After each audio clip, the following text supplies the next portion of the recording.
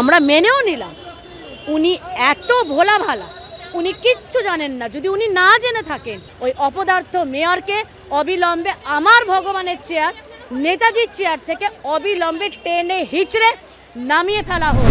ছক কিন্তু এক। আমরা বাংলাদেশে যেটা দেখেছিলাম সেই একই চেনা পরিচিত ছকে কিন্তু আমার সোনার পশ্চিমবাংলা, আমার বাঙালিদের, বাঙালির পশ্চিমবঙ্গকে সেইভাবেই ইসলামীকরণ করার যে চেষ্টা এই ডাইনি বুড়ি চালাচ্ছে, সেটা তো আমরা হতে দেব না। আর কোথায় পালাবে? আর পালানোর মুখও নেই, জায়গাও নেই। শুধু গণ অভ্যুত্থানের অপেক্ষা। মানুষের নাবিশ্বাস উঠে গেছে, নাকের ওপর না জল মাথার ওপর উঠে গেছে। দিদি, একেবারে গুলশান কলোনির যে চিত্র আমরা দেখতে পেলাম, তারপরেও আমাদের মেয়র ফিরহাদ হাকিম তিনি বলছেন তিনি কিছু জানেনই না সে বিষয়ে।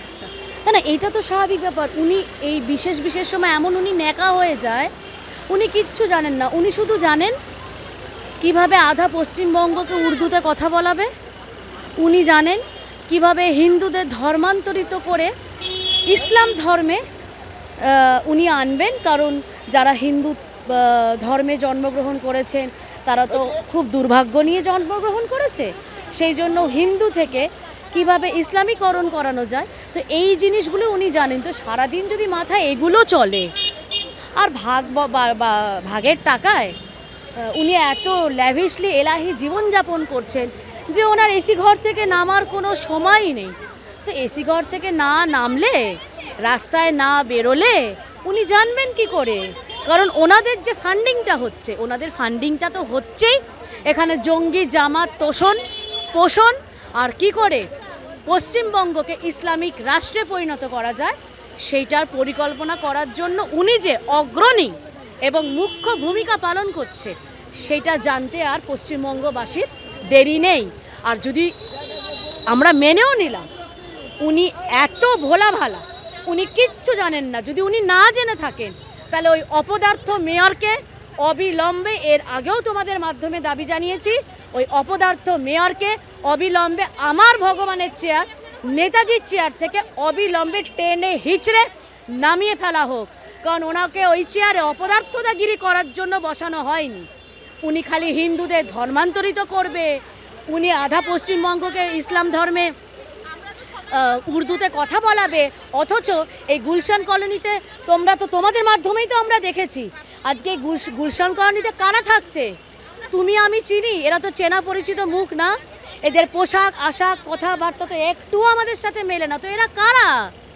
তো সেই প্রশ্নের উত্তর তো দিতে হবে। অনুপ্রবেশকারী বাংলাদেশি রোহিঙ্গাদের ঢুকিয়ে আজকে পশ্চিমবঙ্গকে একদম খাদের কিনারায় এসে দাঁড় করিয়েছে।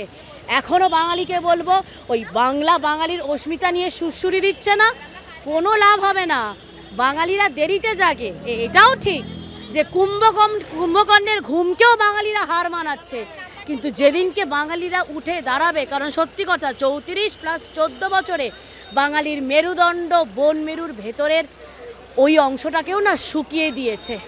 আজকে সেই বাঙালি শোষিত নিপীড়িত হতে হতে বাঙালি শেষ হয়েছে, কিন্তু বাঙালি নিঃস্ব হয়ে যায়নি, বাঙালি চিরতরে শেষ হয়নি। বাঙালি উঠবে, কারণ এটা আবার আমাদের অস্তিত্বের লড়াই। এই অস্তিত্বের লড়াইয়ে বাঙালি আবার প্রমাণ করবে যে এই পশ্চিম বাংলার শ্যামাপ্রসাদ মুখার্জি হিন্দু বাঙালিদের সেফ ল্যান্ড হিসেবে ছিনিয়ে এনেছিলেন।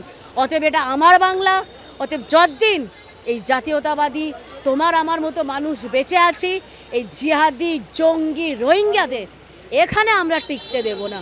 কোনো সুবিধা এই পশ্চিমবঙ্গ সরকার ভাবছে তো এদের ভোটে লাফাবে, তো রক্ত যদি ক্ষয় হয় দু তরফেই হবে এবার।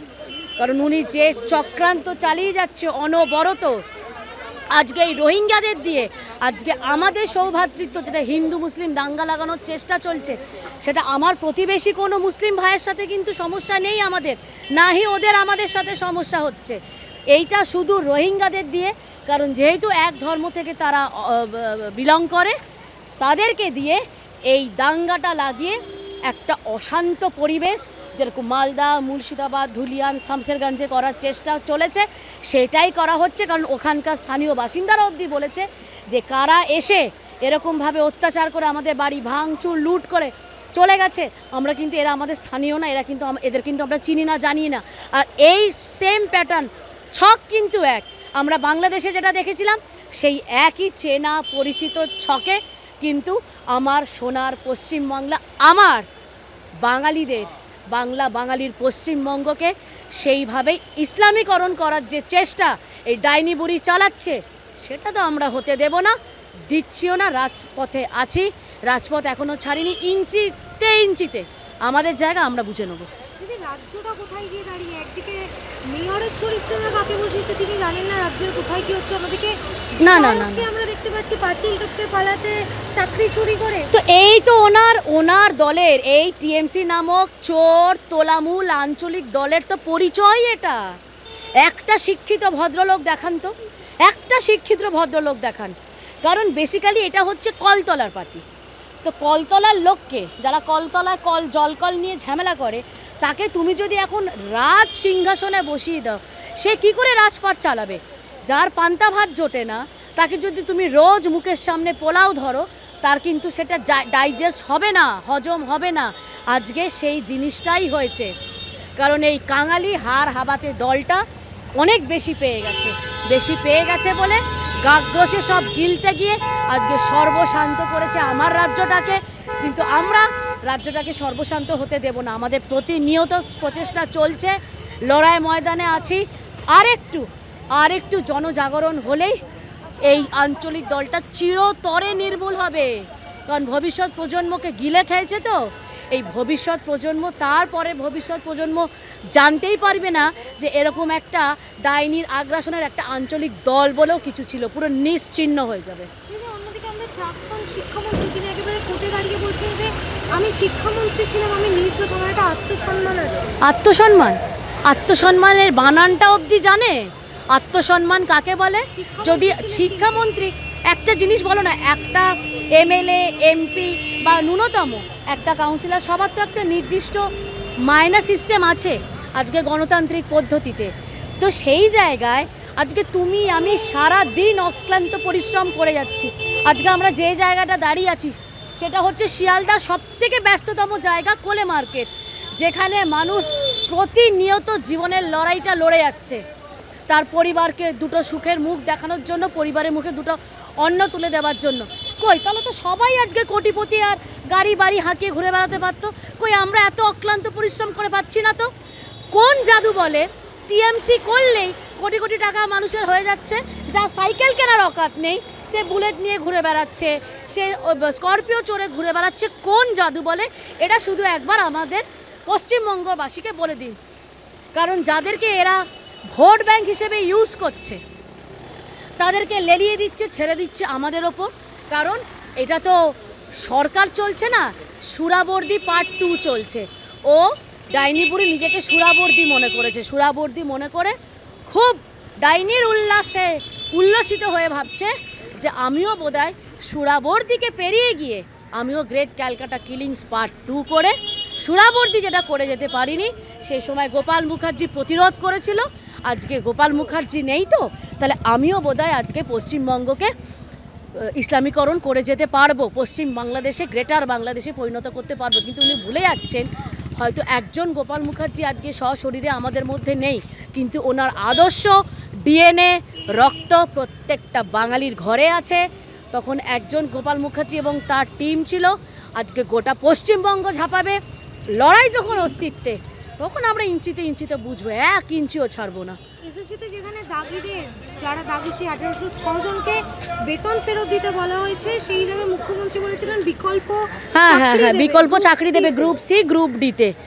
তো এটাও তো আমাদের সাংবিধানিক জায়গা থেকে, যেটা আমরা সব থেকে মাথা নত করি, যেখানে বিচারপতি আমাদের আদালত থেকে, সেখানে তো বলেই দেওয়া হয়েছে যে ওদেরকে এবার টাকা ফেরত দিতে হবে।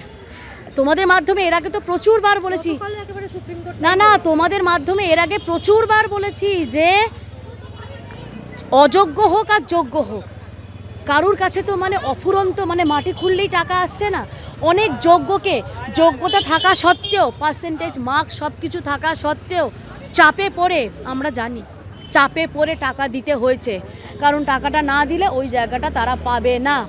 সেই জন্য অনেক কষ্ট সহ্য করে, হয়তো জমি বাড়ি ঘটি বাটি বিক্রি করেও সে যোগ্য হওয়া সত্ত্বেও থুতুটা গুনে তারা টাকাটা নিয়েছে যোগ্য প্রার্থীদের থেকে, অযোগ্যদের আমি ছেড়ে দিলাম।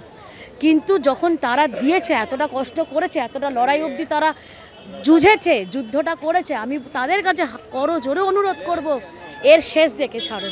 যে টাকা নিয়েছে এবং অযোগ্যদেরও বলবো, আপনারাও তো দিয়েছেন, তাহলে যখন হচ্ছে না তাদের বাড়ির উপর চড়াও হন, ছেড়ে দিচ্ছেন কিসের জন্য? যারা টাকা দিয়েছে, দুর্নীতি করে চাকরি পেয়েছে সেই তালিকা তো বেরোলো, কিন্তু যারা টাকা সেখানে তো সবুজায়ন, সেখানে তো সবুজায়ন, সেখানে তো সবুজ বিপ্লব ঘটে গেছে। আর কোথায় পালাবে? আর পালানোর মুখও নেই, জায়গাও নেই, শুধু গণ অভ্যুত্থানের অপেক্ষা। মানুষের নাবিশ্বাস উঠে গেছে, নাকের ওপর না জল মাথার ওপর উঠে গেছে। শ্রীলঙ্কা থেকে শুরু হয়েছে দেখেছিলাম, বাংলাদেশ, নেপাল হয়ে এবার আস্তে আস্তে পশ্চিমবঙ্গেও ঢুকবে। এই ডাইনি বুড়ির সরকারকে এই রাজ্যবাসী এইভাবেই উৎখাত করবে। আর এখন টিএমসির আঞ্চলিক দলের নেতামন্ত্রীরা, সকল যাদের নেতামন্ত্রী মনে করে দেখছেন চারিদিকে শুরু হয়ে গেছে, ঝাঁটা লাঠি নিয়ে দৌড় করাচ্ছে। এবার তাদের বাড়ি থেকে বের হওয়া দুষ্কর হয়ে উঠবে। আর কিছুদিনের অপেক্ষা, দেখে রেখো।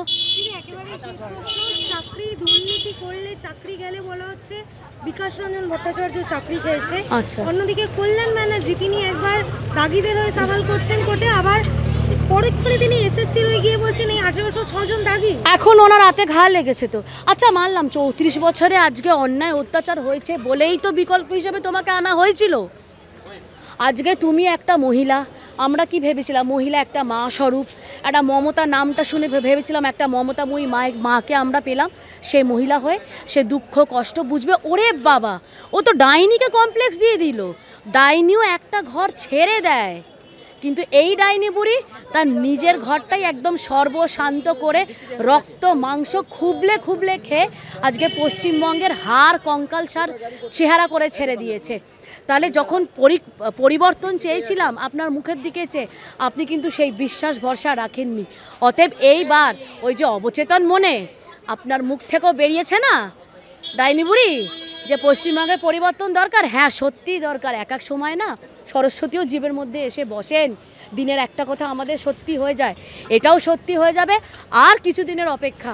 লড়াইটা যখন আমার ভাই বোনেরা এতটা দিন ধরে লড়েছে, কোলে বাচ্চা নিয়ে এত ঝড় জল বৃষ্টি কষ্ট করে, বায়ো টয়লেট অবধি ওদের থেকে সরিয়ে নেওয়া হয়েছে, এত নোংরামো করা হয়েছে, সেখানে যখন আমার যোগ্য ভাই বোনেদের টলাতে নড়াতে পারিনি, আর একটুখানি ধাক্কা দিলেই এই হীরক রানী একদম ভেঙে টুকরো হয়ে যাবে, নামও নিশান পশ্চিমবঙ্গ থেকে ধুয়ে মুছে যাবে।